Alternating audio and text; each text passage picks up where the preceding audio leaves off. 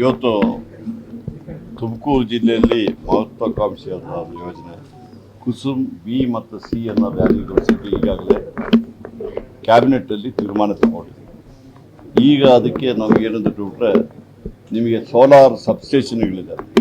ನಾವೇನು ಇದು ಮಾಡ್ತೀವಿ, ಸುಮಾರು 3000 ಮೆಗಾವಾಟ್ ಸೋಲಾರ್ದಲ್ಲಿ ನಾವು ಸೋಲಾರ್ ಇದನ್ನು ಪವರ್ನ ಪ್ರೊಡ್ಯೂಸ್ ಮಾಡಿ ಸಬ್ಸ್ಟೇಷನಿಗೆ ಕೊಟ್ಟರೆ ಅಲ್ಲಿಯ ಏರಿಯಾಗಳಿಗೆ ರೈತರಿಗೆ ಅನುಕೂಲ. ರೈತರು ಇರಿಗೇಷನ್ ಪಂಪ್ ಸೆಟ್ಗಳಿಗೆ ಮೇಯ್ನಾಗಿ ನಾವು ಮಾಡ್ತಾ ಇರೋದು ಆ ರೈತರುಗಳಿಗೆ ಅಲ್ಲಿಯೇ. ಯಾಕಂದರೆ ಬಿಟ್ಟರೆ ಡಿಸ್ಟ್ರಿಬ್ಯೂಷನ್ ಲಾಸ್ ಇರುವುದಿಲ್ಲ. ಮತ್ತು ದೂರದಿಂದ ಬಂದುಬಿಟ್ರೆ ಮರ ಇದು ಬಿಟ್ಟರೆ ಯಾವಾಗಲೂ ಅಬ್ಸ್ಟ್ರಕ್ಷನ್ಸ್ ಆಗ್ತಾ ಇರುತ್ತೆ. ಅದು ಉದ್ದೇಶದಿಂದ ಈಗಾಗಲೇ ನಾವು ಬೆಸ್ಕಾಮ್ ಲೆವೆಲಲ್ಲಿ ಸುಮಾರು 735 ಮೆಗಾವಾಟ್ ಈಗಾಗಲೇ ಟೆಂಡರ್ ಕರೆದುಬಿಟ್ಟು ಅದರಿಗೆ ಕಾಂಟ್ರಾಕ್ಟ್ಗಳಿಗೆ ಕೊಟ್ಟಿದ್ದಾರೆ. ಈಗ ಎಲ್ಲೆಲ್ಲ ಗೌರ್ಮೆಂಟ್ ಲ್ಯಾಂಡ್ಗಳಿದೆ ಅದನ್ನೆಲ್ಲ ಕೊಡಬೇಕು, ಫ್ರೀಯಾಗಿ ಕೊಡಬೇಕು ಅಂತ ಹೇಳ್ಬಿಟ್ಟು ಕ್ಯಾಬಿನೆಟ್ಟು ಈಗಾಗಲೇ ಚೀಫ್ ಮಿನಿಸ್ಟರ್ ಮತ್ತು ಕ್ಯಾಬಿನೆಟ್ ಈಗಾಗಲೇ ಆದೇಶ ಕೊಟ್ಟಿದ್ದಾರೆ. ಈಗ ಫ್ರೀಯಾಗಿ ನಮಗೆ ಲ್ಯಾಂಡ್ ಬಂದರೂ ಸಮೇತ ಕಾಂಟ್ರಾಕ್ಟ್ಗಳು ಈ ಪಾವಗಡದಲ್ಲಿ ಏನು 25,000 ರೂಪಾಯಿ ಬಂದಿದೆ ಎಕರೆಗೆ, ಅದರ ಪ್ರಕಾರ ಅವರು ಆ ದುಡ್ಡನ್ನು ವರ್ಷಕ್ಕೆ ಕೊಡಬೇಕಾಗಿದೆ. ನಾವೇನು ತೀರ್ಮಾನ ತಗೊಂಡಿದ್ದೀವಿ ಅಂತ ಹೇಳಿದ್ರೆ ಆ ದುಡ್ಡು DC ಅವ್ರ ಹತ್ರ ಡಿಪಾಸಿಟ್, ಮತ್ತು ಆ ಸ್ಥಳೀಯವಾಗಿ ಎಲ್ಲಿ ಸಬ್ಸ್ಟೇಷನ್ಸ್ ಮಾಡ್ತೀವಿ ಆ ಏರಿಯಾದಲ್ಲಿ ಅಲ್ಲಿ ಅಂಗನವಾಡಿ ಇರ್ಬೋದು, ಸ್ಕೂಲ್ ಇರ್ಬೋದು, ಬೇರೆ ಬೇರೆ ಈ ರೀತಿಯ ಆ ಪಂಚಾಯತಿಗೆ ಏನು ಬೇಕಾಗಿದೆ ಅದಕ್ಕೆ ಆ ದುಡ್ಡನ್ನು ವಿನಿಯೋಗ ಮಾಡಲಿಕ್ಕೆ ಈಗಾಗಲೇ ಕ್ಯಾಬಿನೆಟ್ಟಲ್ಲಿ ಮತ್ತು ಚೀಫ್ ಮಿನಿಸ್ಟರ್ ಡಿಸಿಷನ್ ತಗೊಂಡಿದ್ದಾರೆ. ಅದರಿಂದ ಆ ಸಬ್ಸ್ಟೇಷನ್ ಇರುವ ಏರಿಯಾದ ಜನಕ್ಕೂ ಸಮೇತ ಅನುಕೂಲ ಆಗ್ತದೆ, ಪ್ಲಸ್ಸು ಅಲ್ಲಿ ರೈತರಿಗೆ ಅನುಕೂಲ ಆಗುವಂಥ ಕೆಲಸ ಮಾಡ್ತಾರೆ.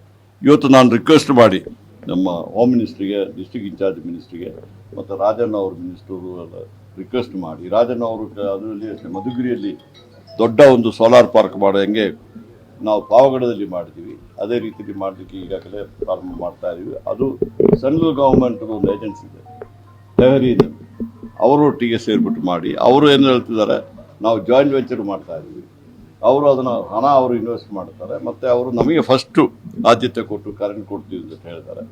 ಅದಕ್ಕೋಸ್ಕರವಾಗಿ ಆ ಕೆಲಸ ಮಾಡ್ತಾ ಇದ್ದೀವಿ. ಇವತ್ತು ಹೋಮ್ ಮಿನಿಸ್ಟರ್ ಹತ್ರ ರಿಕ್ವೆಸ್ಟ್ ಮಾಡಿ, ಅವರು ಇನ್ಚಾರ್ಜ್ ಮಿನಿಸ್ಟರ್ ಇದ್ದಾರೆ, ಅವ್ರನ್ನ ಮಾಡಿಬಿಟ್ಟು ರಿವ್ಯೂ ಮೀಟಿಂಗು DC ಮತ್ತು ಎಲ್ಲ ನಮ್ಮ ಅಧಿಕಾರಿಗಳಿದ್ದಾರೆ, ACS ನಮ್ಮ ಎನರ್ಜಿ ಡಿಪಾರ್ಟ್ಮೆಂಟಿಗೆ ಆದಷ್ಟು ಬೇಗನೆ ಆ ಲ್ಯಾಂಡ್ ಕೊಟ್ಟರೆ ಏನು ಅನುಕೂಲ ಆಗ್ತದೆ. 3 ರೂಪಾಯಿ 17 ಪೈಸೆಗಿಂತ ಕಡಿಮೆ ನಮಗೆ ಆ ರೇಟಲ್ಲಿ ಕೊಡ್ತಾರೆ ಕಾಂಟ್ರಾಕ್ಟ್ಗಳು ಸೋಲಾರ್ ಮಾಡಿ. ಲ್ಯಾಂಡ್ ಮಾತ್ರ ನಾವು ಸ್ವಲ್ಪ ಹೆಲ್ಪ್ ಮಾಡಿದ್ರೆ ಆದಷ್ಟು ಬೇಗನೆ ಆಗ್ತದೆ.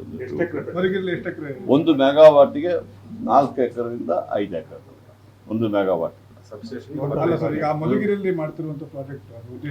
ಅದು ಸುಮಾರು ಈಗ ನಾವು ಅವ್ರು ಬಂದಿರೋದು 500 ಮೆಗಾವಾಟು ಮಾಡ್ತೀವಿ ಬಂದಿದ್ದಾರೆ. 500 ಮೆಗಾವಾಟಿಗೆ ಸುಮಾರು 2,500 ಎಕರೆ ಬೇಕಾಗಿದೆ. ಈಗಾಗಲೇ ಅವರು ಹೋಗಿ ಮಾಡಿದ್ದಾರೆ. ನಮ್ಮ ರಾಜಣ್ಣ ಅವರು ಸಮೇತ ಅದಕ್ಕೆ ಸಂಪೂರ್ಣ ಸಪೋರ್ಟ್ ಮಾಡ್ತಾ ಇದ್ದಾರೆ. ಅದನ್ನು ಮಾಡ್ತೀವಿ. ಅದಾದಮೇಲೆ ಇನ್ನೂ ಮಾಡೋದಕ್ಕೆ ಸಾಧ್ಯತೆ ಇದ್ದರೆ ನಾವು ನಮ್ಮ KRDLಯಿಂದ ತಗೊಳ್ತೀವಿ. ಈಗ ರೈತರ ಪಂಚಾಯತ್ಗಳ ಬಗ್ಗೆ ಸರಿಯಾಗಿ ಕರೆಂಟ್ಗಳು ಈಗ ಕೊಡ್ತಾ ಇಲ್ಲ ರೈತರಿಗೆ, ಅದೇ ಸಮಸ್ಯೆ ಆಗ್ತಿದೆ. ಈಗ ನಿವಾರಣೆ ಸರಿಯಾಗಿ ಬರೋದಿಲ್ಲ ಅಂತ ಹೇಳ್ಬಿಟ್ಟು ನಾನು ಒಪ್ಕೊಳ್ಳಿಕ್ಕೆ ಆಗೋದಿಲ್ಲ.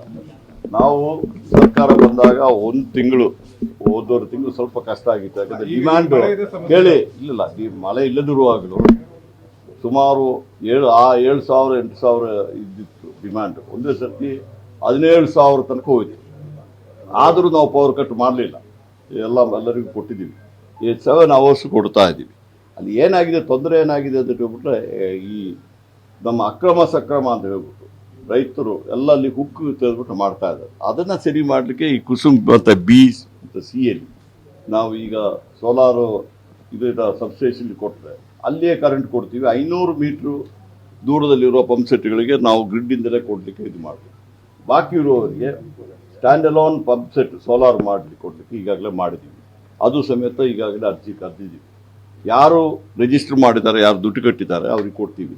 ಅದರಲ್ಲಿ 20% ಅವರು ಹಾಕಬೇಕು, 80% ಸೆಂಟ್ರಲ್ ಗೌರ್ಮೆಂಟ್, 30% ನಾವು 50% ಕೊಡ್ತಾ ಇದ್ದೀವಿ ಸ್ಟೇಟ್ ಗೌರ್ಮೆಂಟು. ಅದನ್ನು ಇದರ ರೆಗ್ಯುಲರೈಸ್ ಮಾಡಲಿಕ್ಕಿರೋದು ಕ್ರಮ ತಗೊಳ್ತಾ ಇದ್ದೀವಿ. ಆಗೇನಾಗ್ತದೆ, ಅವರಿಗೆ ಸತತವಾಗಿ ಸುಮಾರು 7 ರಿಂದ 8 ಗಂಟೆ ಅವರಿಗೆ ಪವರ್ ಇದಾಗ್ತದೆ. ಮತ್ತು ಅವರು ರೈತರು ಏನಾದರೂ ಒಂದು ಬ್ಯಾಟ್ರಿ ಪ್ರೊವೈಡ್ ಮಾಡಿದರೆ ಆ ಬ್ಯಾಟ್ರಿಯಲ್ಲಿ ಸಮೇತ ಅವರು ಕರೆಂಟ್ ಸೇವ್ ಮಾಡಿ ಸುಮಾರು ಸಾಯಂಕಾಲ ಹೊತ್ತು 3-4 ಗಂಟೆ ಅವ್ರ ಮನೆಗಳಿಗೆ ಬೇರೆ ಬೇರೆ ಇದಕ್ಕೆ ಮಾಡ್ಬೋದು. ಎಲ್ಲ ರೈತರು ಒಂದು 7 hours ಅವರಿಗೆ ಸಿಕ್ಕಿದ್ರೆ ಸಾಕು. ಅವರಿಗೆ ಅದನ್ನು ಸತತವಾಗಿ ಈಗಾಗಲೇ ಕೆಲವು ಜಾಗದಲ್ಲಿ ಆಗಿದೆ. ಮಹಾರಾಷ್ಟ್ರದಲ್ಲಿ ಇದನ್ನು ಇಂಪ್ಲಿಮೆಂಟ್ ಮಾಡಿದ್ದಾರೆ. ಸುಮಾರು 4 ವರ್ಷ 5 ವರ್ಷದಿಂದ ಅದು ಇಂಪ್ಲಿಮೆಂಟ್ ಆಗಿರಲಿಲ್ಲ. ಈಗ ನಾವು ಅದನ್ನು ತಗೊಂಡು ಲ್ಯಾಬ್ಸ್ ಆಗಿರೋದು ಸಮೇತ ಸೆಂಟ್ರಲ್ ಗೌರ್ಮೆಂಟ್ ಹತ್ರ ನಾವು ಹೋಗಿ ರಿಕ್ವೆಸ್ಟ್ ಮಾಡಿದ್ಮೇಲೆ ಅವ್ರು ಎಕ್ಸ್ಟೆಂಡ್ ಮಾಡಿ ಕೊಟ್ಟಿದ್ದಾರೆ. ಈಗ ಆದಷ್ಟು ಬೇಗನೆ ಆ ಕೆಲಸ ಮಾಡ್ತೀವಿ. ಈಗ ಸೋಲಾರ್ ಪಾರ್ಕ್ ಪಾವಗಡದ್ದು ಏಷ್ಯಾದ ಅತಿ ದೊಡ್ಡ ಸೋಲಾರ್ ಪಾರ್ಕ್ ಅಂತ ಹೇಳ್ತಿತ್ತು. ಆದರೆ ಈಗ ಆ ಹೆಗ್ಗಳಿಕೆ ಹೋಗಿದೆ. ಇನ್ನು ವಿಸ್ತಾರ ಮಾಡುವಂತ ಮಾತನ್ನ ಡಿ.ಕೆ. ಶಿವಕುಮಾರ್ ಅವರು ಕೂಡ ಹೇಳಿದ್ರು. ಯಾವಾಗ ಆಗುತ್ತೆ? ಅದು ನಮ್ಮ ಸಿದ್ದರಾಮಯ್ಯಜಿಯವರು ಚೀಫ್ ಮಿನಿಸ್ಟರ್ ಆಗಿದ್ದಾಗ, ಡಿ.ಕೆ. ಶಿವಕುಮಾರ್ ಎನರ್ಜಿ ಮಿನಿಸ್ಟರ್ ಆಗಿದ್ದಾಗ ಅದು ಪ್ರಾರಂಭ ಮಾಡಿದ್ದು ಒಳ್ಳೆಯ ಒಂದು ಇದನ್ನು ಮಾಡಿದ್ದಾರೆ. ಸುಮಾರು 2000 ಮೆಗಾವಾಟ್ನ ಅಲ್ಲಿ ಮಾಡಿದ್ದಾರೆ. ನಮ್ಮದು ತೊಂದರೆ ಏನಾಗಿದೆ ಅಂದರೆ ಅದಾದ ಮೇಲೆ ಅವಶ್ಯಕತೆಯೂ ಡಿಮಾಂಡೂ ಇರಲಿಲ್ಲ, ಅದಕ್ಕೋಸ್ಕರವಾಗಿ ಹೆಚ್ಚಿಗೆ ಆ್ಯಡ್ ಮಾಡಲಿಲ್ಲ. ಈಗ ಡಿಮಾಂಡ್ಗಳು ಬರ್ತಾ ಇದೆ. ಸುಮಾರು 17,000 ಮೆಗಾವಾಟ್ ಆಗಿದೆ. ಅದಕ್ಕೆ ಈಗ ಮೊನ್ನೆ ನಾನು ಮತ್ತು ಶಿವಕುಮಾರ್ ಹೋದಾಗ ರೈತರು ಏನು ಹೇಳಿದ್ರು ಅಂದರೆ ನಾವು ಇನ್ನೂ 10,000 ಎಕರೆ ಕೊಡ್ತೀವಿ. ಈಗಾಗಲೇ ಪ್ರಾಸೆಸ್ ಸ್ಟಾರ್ಟ್ ಮಾಡ್ತೀವಿ. ಇನ್ನೊಂದು 10,000 ಎಕರೆಯಲ್ಲಿ ಅಲ್ಲಿ ಇದು ಮಾಡಲಿಕ್ಕೆ ಈಗಾಗಲೇ ಕ್ರಮ ತಗೊಳ್ತಾ ಇದೆ. ಗ್ಯಾರಂಟಿ ನ್ಯೂಸ್, ಸುದ್ದಿ ಖಚಿತ, ನ್ಯಾಯ ನಿಶ್ಚಿತ.